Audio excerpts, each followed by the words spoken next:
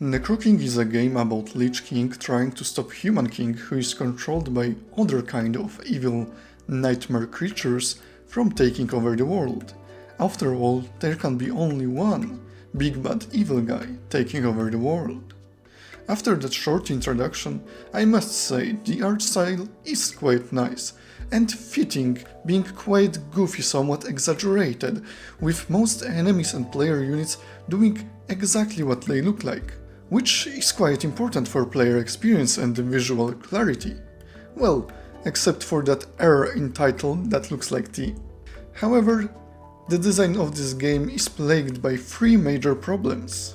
First one is that special encounters are rare, and standard encounters are honestly quite boring after some time.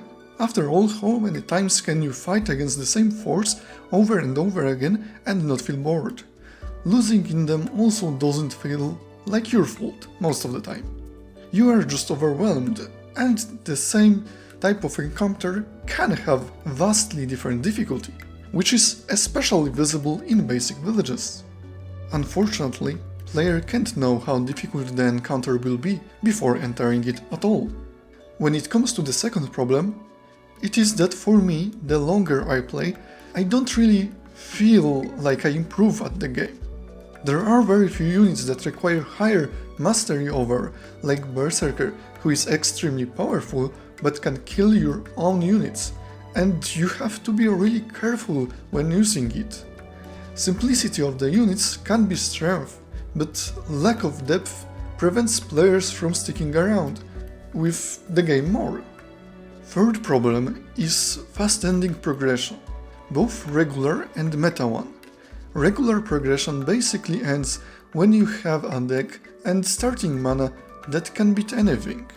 Mana generators like Sorcerer's Apprentice and Spider Sorcerer are very strong, and getting just one early will result with much easier runs. They also don't have any real drawbacks. Spider Sorcerer is also synergizing phenomenally with other spiders, which is good thematically.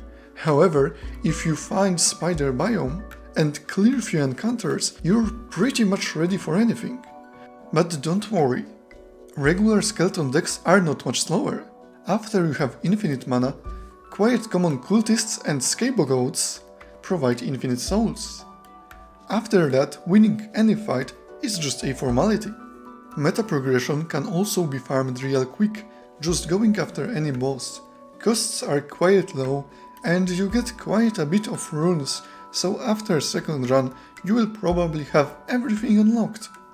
However, really you don't even need to unlock everything. Most cards that are actually meaningful are quite early in progression. However, if you want to play as spiders or demons, you will certainly have to go and unlock some things. The game itself is rather well made, if I don't consider the issues with balance and progression. The idea behind it is quite good, just enemies as well as allies don't really give a chance for making players feel smart. If enemies had a mage that deals AoE damage to everyone, and you wipe half of a row by sacrificing a unit and just turning the tides? What if they had a berserker that wants to always move forward, so you have to keep it in its row with other minions, like spider nets?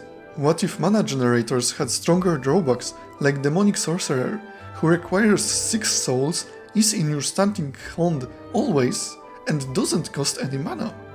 What if souls, just like bones, were limited, and challenge, rather than winning, would be winning with the least possible number of them used? Well, that last one is quite far, but you get my point.